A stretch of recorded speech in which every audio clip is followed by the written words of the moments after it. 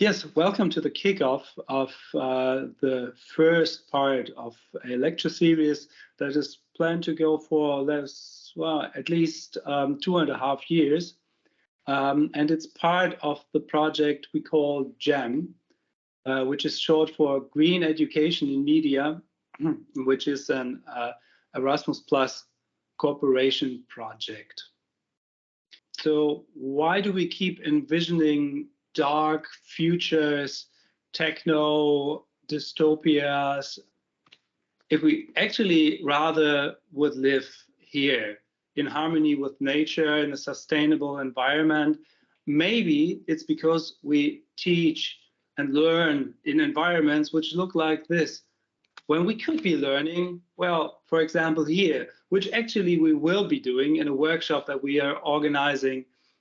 So in a nutshell, GEM aims to reconnect media curricula to today's environmental reality by introducing subjects and methods that reflect on and work at the intersection between environmental reality and digitality. We call environmental reality, or the term environmental reality, encompasses for us nature and its phenomena, as well as the interrelation of man-made environments and the natural environment. We have 4 main work packages in the project. The first is about alternative media learning spaces. What I've just shown you, like why can't we teach media outdoors, in and with nature, in different settings? So we want to use the tools we have, like storytelling, world building, prototyping, to help people envision better futures and to co-create these futures with them. We already started, so this is an example of the nature walks we did really at the beginning to just see, okay, if we now simply go out to nature and as part of our courses, what could that add? What value could that add? What insights could this add to different courses? Thank you, Bjorn. We will move to the sustainability topic because we will have Katja on board. Katja is eco-consultant dealing with sustainability in Germany, in Europe, and cooperating with FIUM University Babelsberg. So welcome you, Katja, and the floor is yours. Everybody has understood that we are facing crisis and catastrophe if we are not turning around into another direction. And when talking about this, I think filmmaking, and speaking about filmmaking, it's the whole process of media creation, everything, every audiovisual media, but also everything you are going to do is like a climate protection empowerment. Everything what we are doing is storytelling, everything what we are doing has got an impact, because people are still watching other people when they are creating, when they go for film shooting, etc., or also the stories within your projects. So this is really a big potential, and I think it's our responsibility to use it. And how else can we contribute to achieving the 17 Sustainable Development Goals? I think only together, all of you, all of the GEM countries, in cooperations and partnerships. And therefore, when we think about the areas of activity in green filmmaking, team is number 1. Environment, energy. We have energy, whether we are speaking about digital or shooting, etc. So we have travel and transport. We have the art department, everything connected, interrelated to construction, offices, post-productions, to buildings. We have costume, health, cosmetics, and makeup. And we have food and catering. And in the end, it's always about evaluation and improvement. So like in all our spheres. Therefore, the team is crucial, and no matter in which country we are speaking about green filmmaking, it's a team we have to include from the very first moment, because they also have great ideas and can also exchange with you the challenges, and we can find solutions together. So we know that it needs about 80 trees to offset 1 ton of emitted carbon equivalents. We have already had film projects to test how a usual way, a conventionally way, and a green filmmaking way is working. This was in 2015, a pilot project. Now we speak at least 50% we can reduce carbon emissions.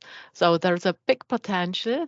And in Europe, since half a year, we are having the Eureka European Environmental Calculator.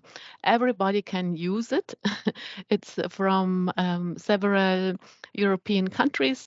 And also there are clever tools which cost not very much. It's more a small license fee. It's like the well-known Albert from Great Britain. Now, next sphere is energy.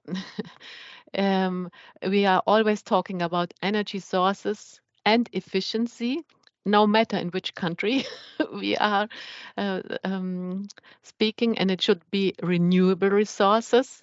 We have always travel and transport. We have the differences, we know about it between, for instance, flying and going by train. We have the NOxes and the carbon emissions, and we have the solutions.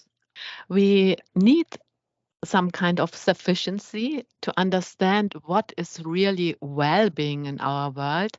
I think that's one way why we are creating media and films. And we need to arrive to a circular economy. Filmmaking is climate protection empowerment, and everything is storytelling. And now we have on board Monika. Monika is dealing with the Film for Climate initiative from the beginning, and she's a real activist in the field. She authored also this manual of the sustainable film production you mentioned. So I'm the head of the Łódź Film Commission and the Regional Film Fund. So we started to talk about what we can do in the area of the sustainability, and that's how the Film for Climate appeared. So our major goals were, first of all, to build the industry awareness of the impact of film productions, but also we wanted to introduce filmmakers different solutions, different practical tools. So we decided that we should apply for money and prepare the first green guidelines for the audiovisual industry. Other area we concentrated on was the educational issues. As Katja said, there are seminars, workshops, and even studies for the green managers, green consultants. It was also combined with our application form. So we asked production companies who were applying for our regional funds to show us what they would like to implement in different areas of production. Right now in our group Film for Climate, there are more than 40 members. So this is a totally bottom-up initiative. Our biggest challenge for this year is to create a green suppliers database. I would like to invite you for the discussion now because we have our dear guests. And it will be nice to take opportunity and learn from them about the green film production. Katja is already eco consultant for film and media, yes? it is easy to be a film consultant, eco consultant. How it works in Germany? On the one hand, it's a very fulfilling job because we can realize our own, what we are convinced of, our convictions, and help to save the world is always nice. On the other hand, it's hard because the situations of people who want to change the way of producing and production is that they are in various constraints, usually by money, financial constraints, or short of time. And what I think is important, really to encourage people and also to demand from the politicians to create safe spaces where somebody can also test a new way of production.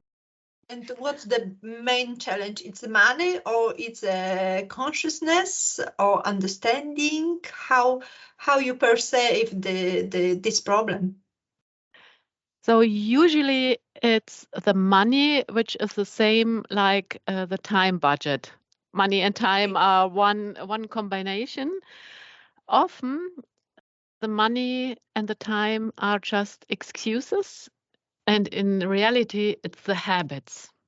We are all working in routines because we know we can rely upon this routine. It did work up to now.